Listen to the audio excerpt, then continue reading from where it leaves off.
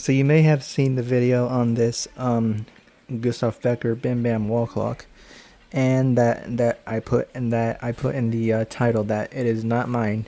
That's because I have decided to start my own business. It's called Home Clock Repair. I'll pull it up right now. So yeah, that is what it looks like. Now, now I have just opened up this business. So if you live anywhere else besides California, I will not be able to repair your clock. But if you live near the area where I live, that's in Rialto, then you can just hit me up a message. Then I will respond back, and then we can set a date on when you can bring your clock for drop off, because I cannot do house calls at the moment. So drop off is the only way I can repair your clock. So yeah. But anyways, when I got this clock in yesterday, it was not working. The seatboard screws had come undone, so the movement was just flopping around everywhere.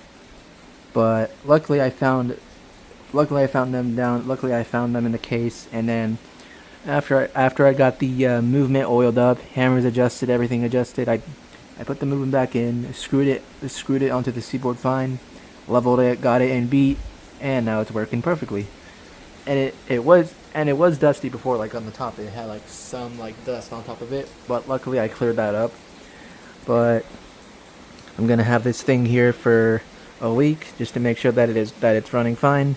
Then it'll be going back to the customer. So yeah, and oh yeah, and also my prices for a typical oiling, which this is what this was, will be about $40 from what I've seen. However, he did bring in another clock. It's a big Vienna regulator. It's unmarked, but it's over there currently.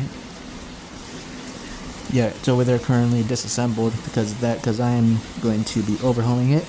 Because he says that it will run for 5 minutes but then stop. So I'll have that overhaul done, and hopefully that thing will be working again. Now, how much do I charge for overhauls? Well, it all depends on what movement it is. If it's a little simple time and strike movement, like what that one is over there, and what this is, it would be about to like to like 150 to like 200, or maybe even 100 if everything goes smoothly and nothing has to be replaced. Holy hell, it is raining bad outside. But yeah, um, but yeah, yeah. I like to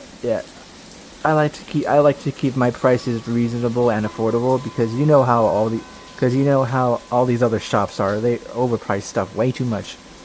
So I decided, like, you know what? No, I'm not gonna have that. I'm gonna keep my prices as reasonable as possible. So 40 is the lowest I'll go, and then 500 will be the max. Because like I said, I'm trying to keep my prices reasonable, and and I know all these professional clock players will look down on me, but I do not. But I do not really care, because I'm trying to keep my prices as reasonable as possible and affordable. So yeah, I think that's all I have to say. Um, that's just a little catch-up video on about this clock and why I said it's not mine. So yeah. Anyways, bye.